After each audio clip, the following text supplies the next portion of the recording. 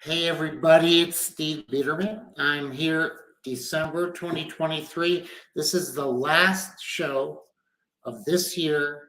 Next time we'll see you in 2024. It's hard to believe that we've had volume 2 running this whole year. We've done this now for 2 years, and it's really been fun for me to get the opportunity to share with you just things I've learned over the years. I like to say I've learned these lessons in no particular order, because frankly, if we all examine ourselves, I would think that that's mostly how we do learn lessons.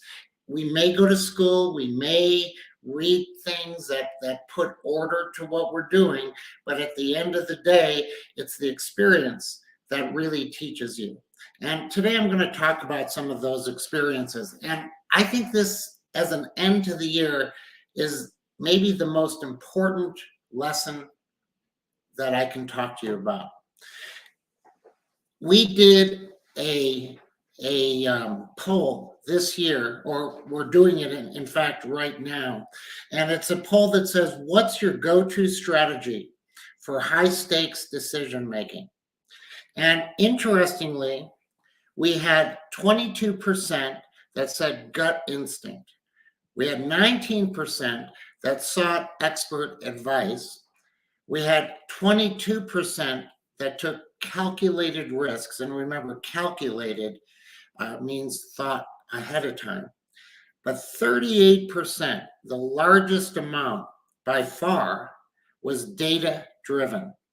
I find it interesting that when people sit back and look at things pragmatically, they look at it and go 38% data driven.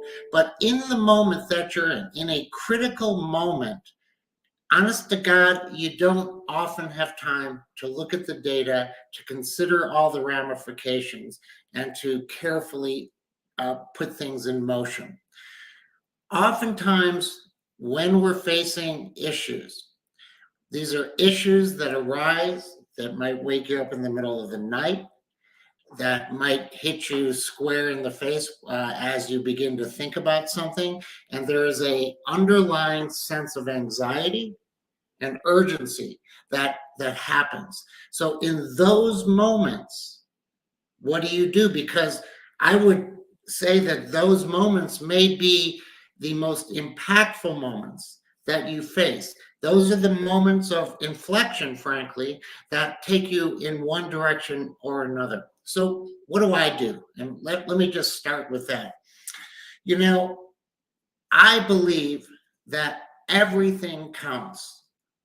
Everything in terms of your activities. We're talking about business, so every decision counts. Everything small, everything prioritized to intense, whatever it may be. And it's, by the way, why I don't love the idea of prioritizing, but everything counts. It's a flat line, and there are decisions to make, there are activities to do, sensations to have, and they're all on a flat line, and all of them are critical because they wouldn't be there to do if you didn't need to do them. So if you need to do something, the first thing you need to do is embrace it and be available for it. So in a moment to where there's something outstanding that comes to you and requires a very quick and you interpret it as critical decision, remember, it's probably no more critical than everything else you're doing.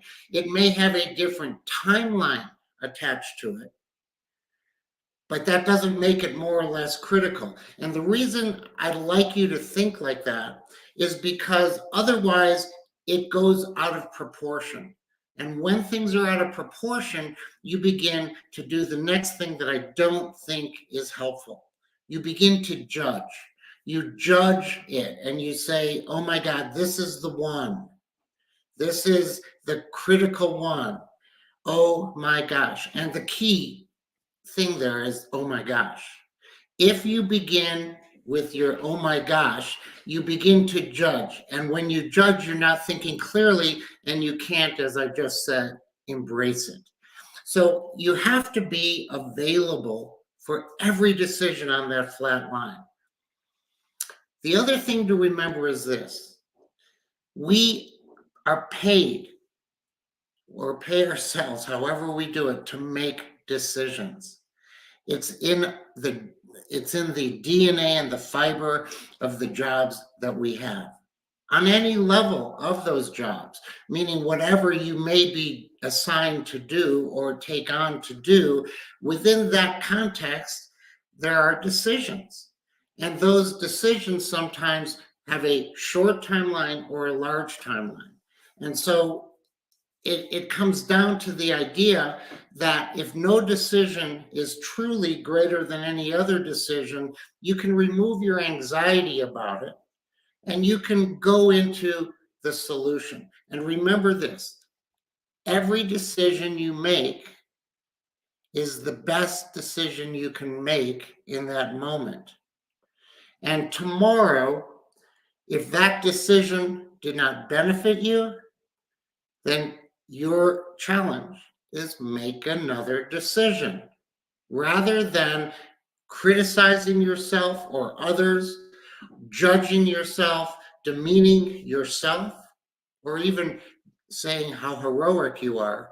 Just simply make the next decision tomorrow. So within this context that if every decision sits on a flat line, they have different timelines to it, but otherwise they're all critical, whether they come in the moment or come slowly to you. And the fact that we make decisions best when we fully embrace it and try hard to remove our anxiety. We don't judge the problem. We determine what outcome we want and recognize that mostly tomorrow, in the worst case, you can make another decision. You know, life and business is fluid. You know, this is not a symphony that is practiced and practiced to the degree that if someone gets that note wrong, it undermines the symphony. The beauty of business is that if you have orchestrated and choreographed that symphony or your business model and somebody plays out of tune, the next thing, the opportunity, the gift you get is to make another decision and bring yourself back into alignment. But the reason I said it may be a point of inflection is it may be new alignment. It may improve you. It may give you more insight. So critical moments, if anything, are amazing opportunities to be better at what you do. If you look at it this way and say, this is what I'm trained for, then you don't need to pause, in my opinion, to go look at all the data. Because in my opinion, the experience you have is enough to make the decision in front of you. The truth of the matter is most of the decisions that we are forced or faced with making, we know the right thing. Our computer here understands it. Our computer here understands it. And with that understanding, we usually can take a logical path. And oftentimes, remember that business really should not be set up in a repeatable way to be revolutionary at any given time. You want to make it sustainable and repeatable, defensible, manageable. So if you're doing that, and then you don't make each decision and, oh my gosh, I'm going to live or die with it, and you put it into context, and your gut tells you what the right thing to do is, then go do it. If your gut is saying, but there are two equal ways to go and I'm not sure, bring somebody in and hear yourself talk it through. Hear yourself speak it. Ask the other person what they may be able to provide you. But try to not listen to all the other noise. that says to you, if I do this wrong, I'm in trouble. Because my own experience, and I can only go with that experience, is that the people that understand that business is based on decision making, and you're going to make a lot of them, and they're all equal in content and context, those are the winners, okay? Because those decisions that you make are just the next decision. They may be critical. I'm going to tell you a scary story that happened to me many years ago, decades ago. I think I might have told you this at another meeting, but I'm going to tell you again because it required an instant decision. I had the IRS walk into my office. We were a large company at that time, but we were having cash problems, and we began to delay our payments to the IRS. We built up an over $400,000 debt with the IRS and began to not respond to their notices. Some of this I was fully aware of. Some of this I was not aware of as my partner was making some of these decisions. But I was the CEO, so it was a responsibility of mine. One day we're doing something else. I'm doing something within the business, and this was a fairly significant business with hundreds of employees. And actually, we didn't have $400,000 of free cash at that time, or we would have paid it. And by the way, it was growing. It wasn't a stable number. I was asked to come into my office because someone had just come in, and I came in there, and she was holding what looked like a large red lock. And she said, "I'm going to lock your business." And her point is that she was going to put that lock on the door. We couldn't break through to that lock, and everything was done. Is that unless I, in that moment, could give her a payment, we weren't going to be in business. Because if we had to stop running our business for even a moment, much less a day, or the length of time it may take to figure a way out of this, we were going to fail. In addition, we were facing that they were intending to put a judgment upon us. And at that time, we were looking to banks for lending to help us solve some of our cash flow problems. A judgment would prevent any bank, from coming at us. The knowledge that we were behind in these taxes would have prevented us from getting money. So here I was in the moment, not quite prepared because I didn't know the detail of what we were facing based on what someone else in my business had been doing, and I wasn't with the same awareness. I'm facing this issue in the office at that given time. Glass offices, people walking by, a lot of people seeing there is something tense going on in this meeting. I was in there, my controller was in there, and she was in there from the IRS with her red lock, which was large. And she had set it on my desk, which was visible to everybody. Now, I'm not sure that everybody knew what that was, but nonetheless, that was the situation.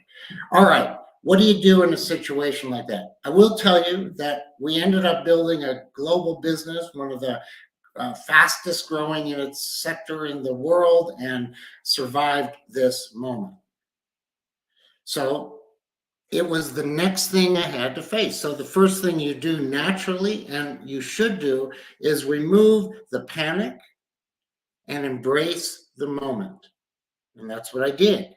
Because in that moment, I had to make a decision that would or would not kill what we were doing and damage God knows how many customers. Right? So I talked to her and I asked her questions, and I said, let me just slow this down and ask some questions. And I went through questions that popped into my mind. There was no certainty of those need for those answers. I just began to ask questions as a method of slowing down my emotions, of slowing down the activity that may have been happening, and to get a bearing on it. And I began to ask questions. And through the question and answer, I recognized her attitude was she was frustrated. She didn't trust me. And I recognized that this was truly going to happen. And that she had told me, though, that she said to me, Steve, there are 5, or Mr. Biederman, there are 5 ways that we like to deal with these things to get these things resolved. And your company did not react to any of those overtures. And so tell me what those 5 ways were. And she told me what they were. And it's essentially about getting that debt off of that agent's desk. That's how they consider success. Taking that activity that they've been handed and getting it resolved, getting a conclusion to it. A conclusion. And a conclusion to me said, it's not, I have to pay or not. It's a conclusion. And knowing that there were 5 ways they get this off of their desk, I began to ask what they were. And I realized that one of those ways was setting up an installment plan. But I also realized that to do an installment plan would still be something that she wouldn't accept because she didn't trust me. So I just began to focus on trust. And I talked to her through it. And inevitably, what I said to her is this. I said, here's what I would like to do. 1, we will make sure that we stay current. That's your baseline, you said. 2, I will make you payments. You said that you do installment payments, but I'm going to kind of raise the ante. I am going to make you a payment every day of the week. And then we'll decide on the amount of that payment. And at the end of this, however many days it takes, we should get this resolved. Now, if I do that and you accept that, there are 2 things, though, that have to happen, or I won't have the money to resolve it. So here's what they are. I cannot have a red lock on my door because we have to go to work every day. And the fear and the anxiety that goes with that would be terrible. The second thing is, you cannot put a judgment on my business. She said, well, we do. I'm going to put a judgment on your business no matter what we do, which told me that there may be something we could do, because she said, no matter what we do, which wasn't, I'm definitively doing this. And inevitably what happened there is I said, if you put this judgment on me, my potential to bring in new customers to continue to make daily payments will be at risk, because it will show that we're not financially stable, and companies that buy what we have as a mission critical technology look at our background to make sure we're stable. So here's my belief. On any given day, one day that I don't make my payment, any day, you can put a judgment on. Okay? Any day you can put a judgment on. Now, I have to decide, she didn't say anything, and I said, I have to decide how much free cash I am going to have every single day. And I said, here's what I think I'll have. I think I can have, and I think I said a number like $1,500 a day, $7,500 a week, $30,000 a month, and you would have about a year, a little bit over a year to get it paid. She said to me, well, that's not enough. I have to get this resolved, I have to get this done within a year. That's how we typically do it. And I said, okay, so we'll do that calculation and I will agree to it and we'll start today. She said, look, I don't want you to make daily payments. That's too much to ask of you. And it's too much to ask of us. Our accounting would kill me if every day I had to deal with taking a payment in for your account. And I said, well, I'm going to do that. Okay. Any day I don't bring a check over to you, and I will drive a check to your office, me, every day, no one else but me. And then you can deposit them all at once, however you want to do it. But I am bringing you a check every day. At that point, we were into that discussion. And the discussion inevitably resulted in us surviving the moment, actually getting a picture with the IRS at the end when all things were solved and concluded and paid off, as the first time something in this manner had happened to this agent. It was sort of a badge of honor for her and for, frankly, for me. So it was a critical moment. We solved the problem. You hear how I'm talking. I'm not saying, oh my God, oh my God. I'm saying I'm facing a problem. Let's solve the problem. I did not have time for data. I did not have time to look at my bank account. I did not have the ability to ask anybody else what they would do in this situation. I had to make a decision. Throughout the rest of that day, I probably made 5, 6, 7, who knows how many more decisions. And every decision I had to make could not be based on what had just happened there with the IRS. The decisions I had to make were decisions on my flat line of things to do, things that were vital and had to be decided. So one of the things that I do in critical moments is I like to train our team how to make decisions. And the best way I know to train our team how to make decisions is to force them to make the decision. If they need to hear what they're about to do, they can talk to me. They probably won't get a lot of feedback.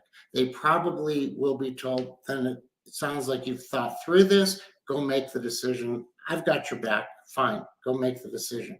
Many of those decisions would not necessarily be what I would make, but here's what I know, and I'll go back to the beginning. A decision can be made tomorrow if the decision made today doesn't work.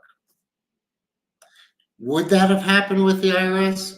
I don't know, but I had to live within that context of putting it on my flat line, embracing the moment, dealing with it within the gut that I had and the context that I was working with, and recognize that a minute after she walked out of the office, a minute, I had other decisions to make. I couldn't say, wow, this wiped me out. I can't make any more today. You make decisions because I'm just not up to it. You can't do that in business. People do that in business. People think what they go through is more important than what other people are going through, and it isn't. All of us are living on the flat line. Everything counts. Well, I hope that helped you today.